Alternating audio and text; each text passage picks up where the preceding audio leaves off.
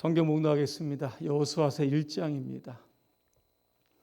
1절부터 9절까지 말씀입니다. 함께 합독하십니다. 여호와의 종 모세가 죽은 후에 여호와께서 모세의 수종자 눈의 아들 여호수아에게 말씀하여 이르시되 내 종 모세가 죽었으니 이제 너는 이 모든 백성과 더불어 일어나 이 요단을 건너 내가 그들 곧 이스라엘 자손에게 주는 그 땅으로 가라. 내가 모세에게 말한 바와 같이 너희 발바닥으로 밟는 곳은 모두 내가 너희에게 주었노니 곧 광야와 이 레바논에서부터 큰 강 곧 유브라데 강까지 해쪽 속에 온 땅과 또 해지는 쪽 대해까지 너희의 영토가 되리라.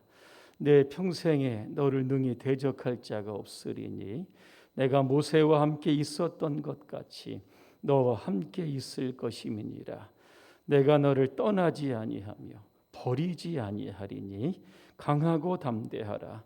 너는 내가 그들의 조상에게 맹세하여 그들에게 주리라 한 땅을 이 백성에게 차지하게 하리라.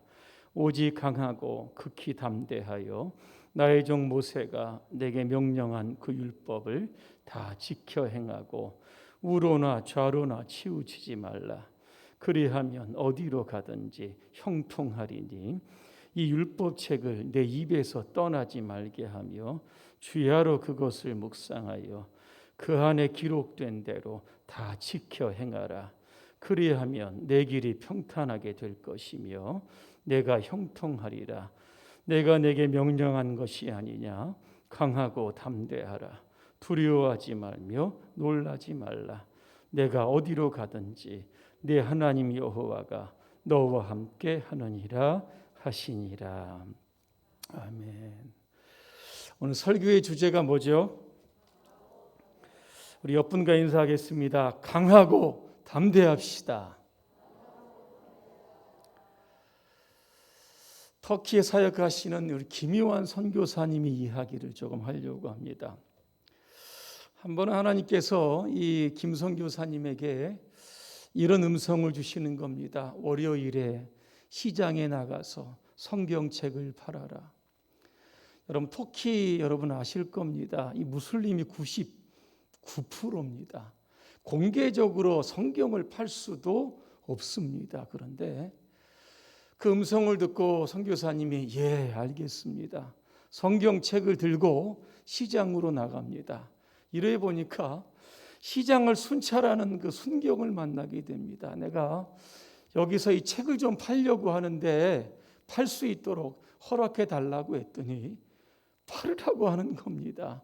그래서 전에다가 성경책을 놓고 파는 겁니다. 그런데 손님이 하나도 없는 겁니다. 과연 이 책을 팔 수 있을까? 그러다 하나님께서 이런 음성을 주시는 겁니다. 너 나 100% 신뢰할 수 있느냐? 예, 제가 100% 신뢰합니다.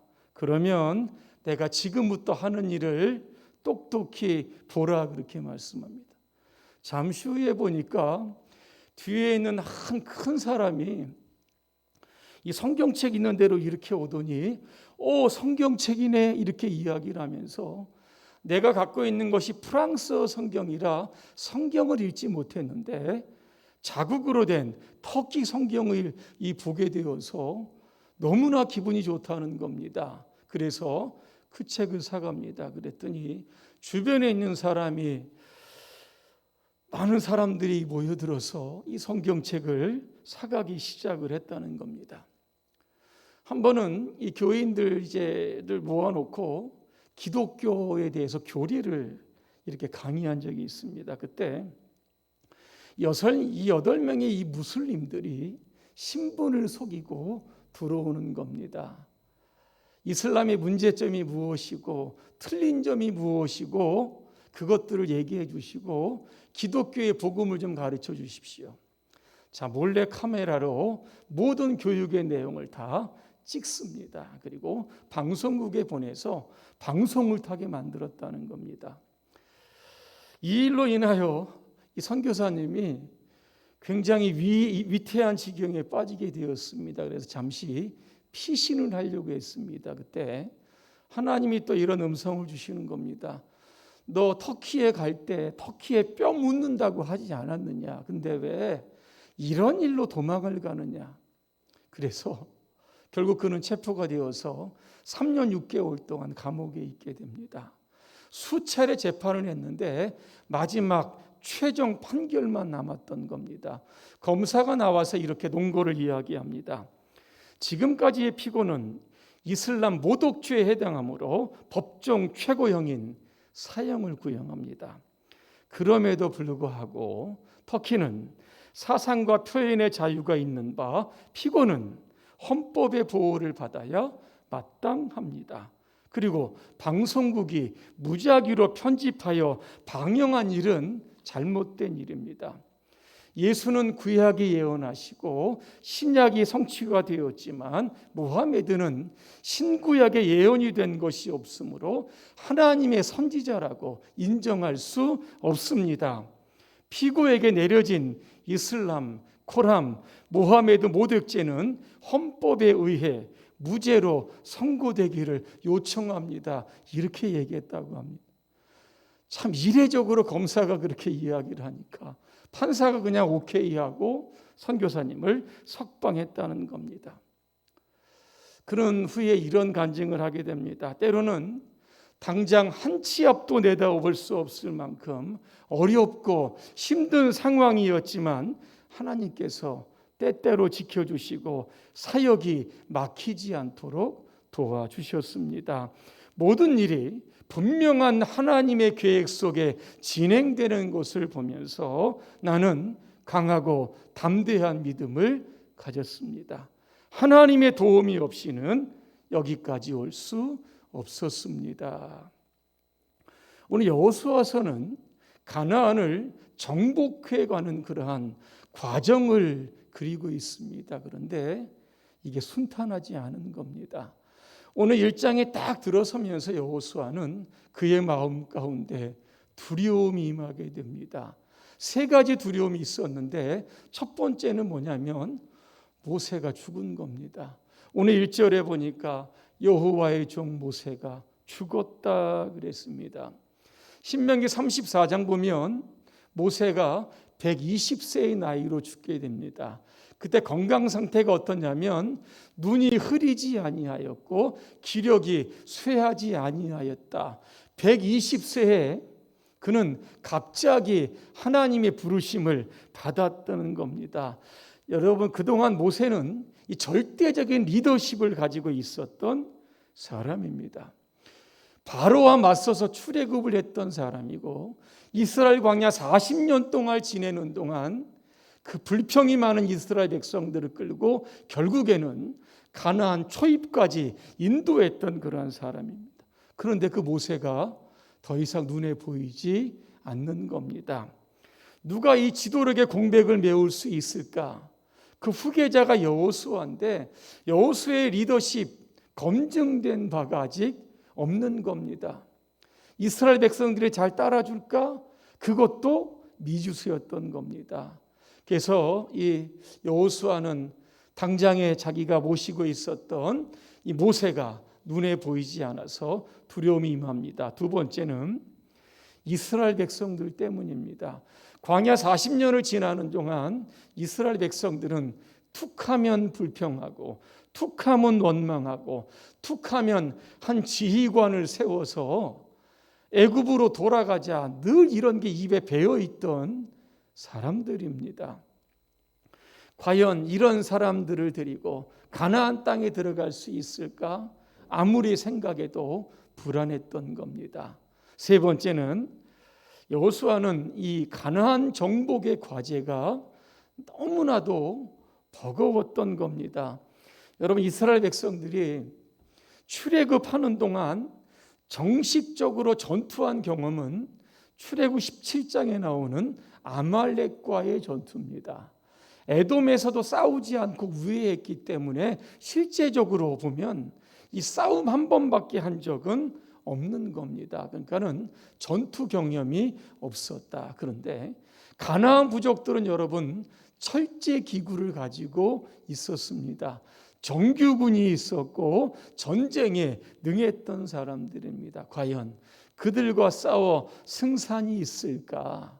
이렇게 생각을 하니까 마음 가운데 두려움이 생겼던 겁니다.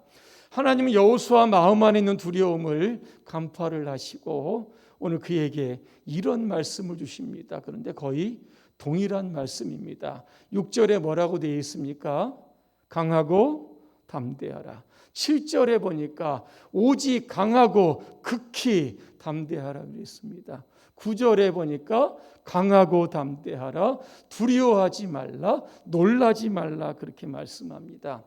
이 말씀을 주시고 결정적으로 5절에 여러분 어떤 말씀을 주는지 아십니까? 이런 말씀입니다. 내가 모세와 함께 있었던 것 같이 너와 함께 있을 것임이라. 내가 너를 떠나지 아니하고 버리지 아니하겠다 이렇게 말씀합니다.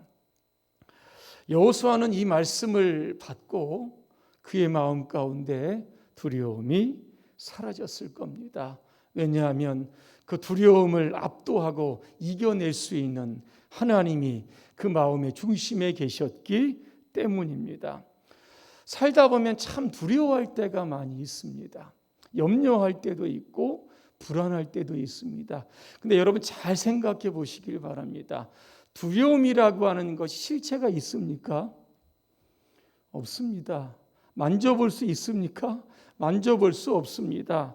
저는 두려움은 실체가 없는 유령이다 이렇게 정의를 하고 싶습니다. 자, 예를 한번 들어보겠습니다. 사무엘상 17장입니다. 여러분 잘 아시는 다윗과 골리앗과의 싸움이 나옵니다. 이스라엘 백성이 블레셋과의 전쟁을 앞두고 엘라 골짜기에서 한편은 이쪽에서 한편은 저쪽에서 진영을 맞대고 있는 겁니다. 가드 사람입니다. 블레셋이 정면에 딱 등장을 합니다. 이스라엘 백성들 향해서 여러분 뭐라고 이야기하는지 아십니까? 너희 중 한 사람을 나에게 보내서 나랑 싸움을 하자는 겁니다. 그가 나를 이기면 우리가 너희의 종이 되고 만약에 우리가 이기면 너희가 우리의 종이 되라. 계속 나와서 이런 이야기를 하는 겁니다. 성경에 보니까 사울과 이스라엘 왕이 크게 두려워했다 그랬습니다. 얼마나 두렵겠습니까? 그때 등장한 사람이 누굽니까? 다윗입니다. 다윗이 사울 왕에게 갑니다. 제가 저놈하고 좀 싸우겠다 그랬더니 말립니다. 너는 소년이고 그는 어려서부터 용사다 그랬습니다. 게임이 안 되니까 빠져 있어라. 그래도 싸우겠다고 합니다. 우린 여기서 다윗이 이 골리앗이라고 하는 이 거대한 두려움을 어떻게 이겨냈는지를 여러분 볼 수 있어야만 하는 겁니다.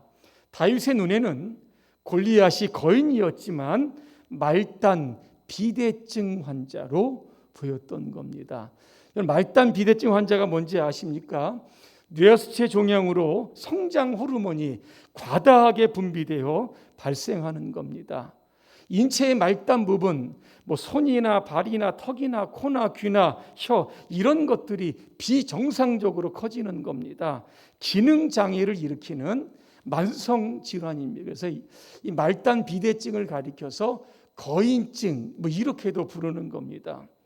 다윗의 눈에는 골리앗이 이 말단 비대증에 걸린 환자처럼 보이는 겁니다. 그리고 골리앗은 엄청 무거운 갑옷을 입었습니다. 움직이기가 이게 어려운 겁니다. 그리고 이 환자의 특징이 뭐냐면 눈이 어두워지는 겁니다. 잘 앞을 보지 못하는 겁니다. 그러니까 골리앗이 정면에 딱 서서 매일 아침마다 이스라엘 백성들을 향해서 고함만 치고 있는 겁니다. 다윗은 골리앗을 쓰러뜨리기 위해서 물맷돌 하나면 되는 겁니다. 다윗이 잘 던지기도 했지만 골리앗은 날아오는 돌을 피할 수 없습니다. 눈이 어두워서 그 돌이 잘 안 보일 수도 있고 모든 것들이 비대해졌기 때문에 이게 피할 수 없는 상황이 되었던 겁니다. 돌 한 방 맞고 골리앗이 쓰러졌다라고 하는 겁니다. 이스라엘 백성들 눈에는 거대한 두려움으로 골리앗이 느껴졌지만 다윗의 눈에 보기에는 정말 실체 없는 유령, 결과적으로 이제 얼마 안 있으면 죽을 그런 환자로 보았다라고 하는 겁니다. 이 빙점의 저자 미우라 아야코 여러분 기억하실 겁니다. 교사로 재직을 하다가 폐결핵 때문에 교사를 그만둡니다. 13년 동안 이 허리 통증으로 인하여 오랜 동안 요양 생활을 하게 됩니다. 그가 예수를 믿게 됩니다. 누군가 그에게 이런 질문을 합니다. 기독교에는 이 불교에 있는 나무 아미타불 이런 연불 같은 거 없습니까? 이렇게 물어봅니다. 그때 그가 하는 이야기가 기독교에는 연불은 없는데 비슷한 것이 있습니다. 그게 뭡니까? 그랬더니 임마누엘 아멘 이렇게 이야기합니다.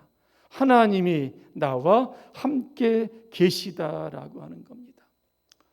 요양 생활할 때 힘들고 어려울 때면 그는 곧 임마누엘 아멘이라고 했습니다. 그때마다 하나님께서 자신을 지켜주시는 것에 느끼고 여러분 마음이 여러분 편안했다고 합니다. 다른 사람들에게 오해받을 때마다 그는 임마누엘 아멘이라고 했다고 합니다. 하나님 다 아시는데, 그래서 결국 오히려 그 안에 기쁨이 있었다라고 하는 겁니다. 오늘 여러분 안에 두려움이 있으십니까? 두려움은 실체가 없는 것들입니다. 이런 것들은 임마누엘 아멘의 실황으로 여러분 담대하게 물리치시기를 바랍니다. 오늘 하나님께서 여호수아에게 또다시 주신 말씀이 있습니다. 이게 무슨 말씀이냐면 하나님의 말씀을 다 지키라는 겁니다.